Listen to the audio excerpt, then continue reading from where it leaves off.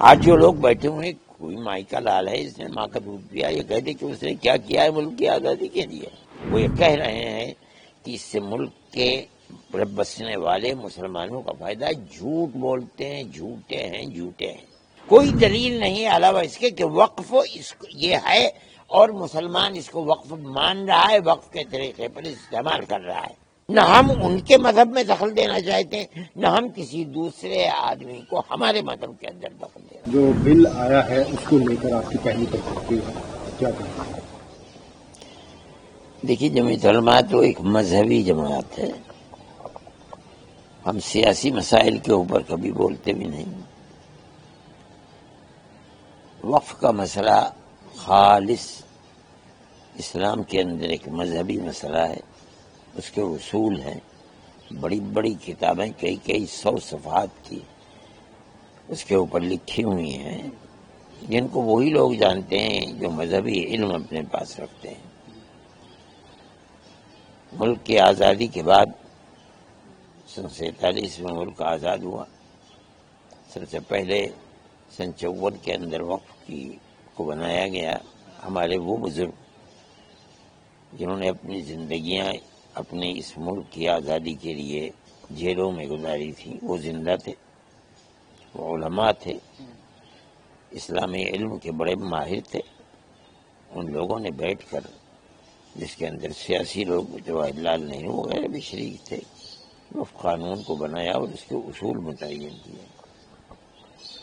ان اصول کے اندر سدھار ہوتا رہا، لیکن وہ اصول تھے، ان اصول کو ختم نہیں کیا گیا. یہاں تک کہ آج کی حکومت آئی، اس نے ان کو بالکل جڑ سے اکھاڑ دیا.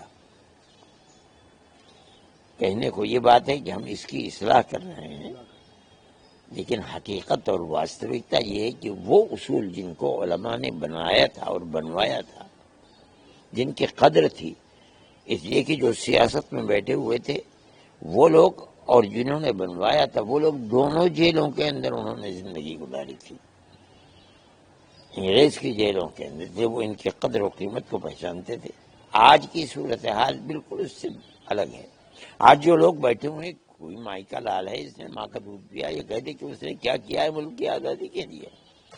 آج کی جو صورتحال ہے وہ بالکل الٹ گئی. وہ یہ کہہ رہے ہیں کہ اس سے ملک کے بسنے والے مسلمانوں کا فائدہ ہے. جھوٹ بولتے ہیں، جھوٹے ہیں، جھوٹے ہیں. ان اوقاف کو بالکل ختم کر دینے کا، بلکہ ان کو کھانے کے لیے ایک راستہ نکالنے کی یہ چیز ہے. ہمارے ہزاروں کروڑ کے اوقاف کو وہ ختم کرنا چاہتے ہیں. ہم کورٹ میں گئے، قانون بننے کے بعد، صدر جمہوریہ کے دستخط ہونے کے بعد قانون بن گیا. قانونی اعتبار سے سب سے پہلے جمعیت علماء ہند نے جو بات پہلے کہی تھی کہ ہم کورٹ میں جائیں گے، جمعیت علماء ہند نے کہی. جو بہتر سے بہتر وکیل ہم سمجھتے تھے اور جو ہمارے ساتھ ہیں، میں ان کا بڑا مشکور ہوں کہ جب بھی ہم نے ان کے ہاتھ کو پکڑا وہ ہمارے ساتھ ہو گئے. کپل سبل صاحب وہ آئے اور سب سے پہلے، اور بنیاد جب میں نے یہ بات بار بار کہی کہ جمعیت علماء کوئی سیاسی جماعت ہے، بنیاد اسی کو بنائیے کہ یہ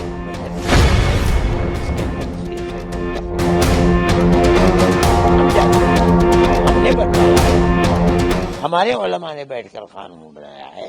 ہم نے بائی یوزر کو، وقف بائی یوزر کو یہ بنایا ہے اور یہ کہا ہے کہ یہ چیز ہو ہی نہیں سکتی. اس لیے جو وقف ہے اور وقف کے طریقے پر استعمال ہو رہا ہے، آپ اس کو وقف مانیں.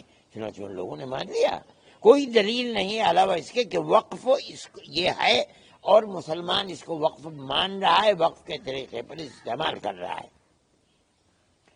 آج اس کے سلسلے کے اندر بحث ہوئی.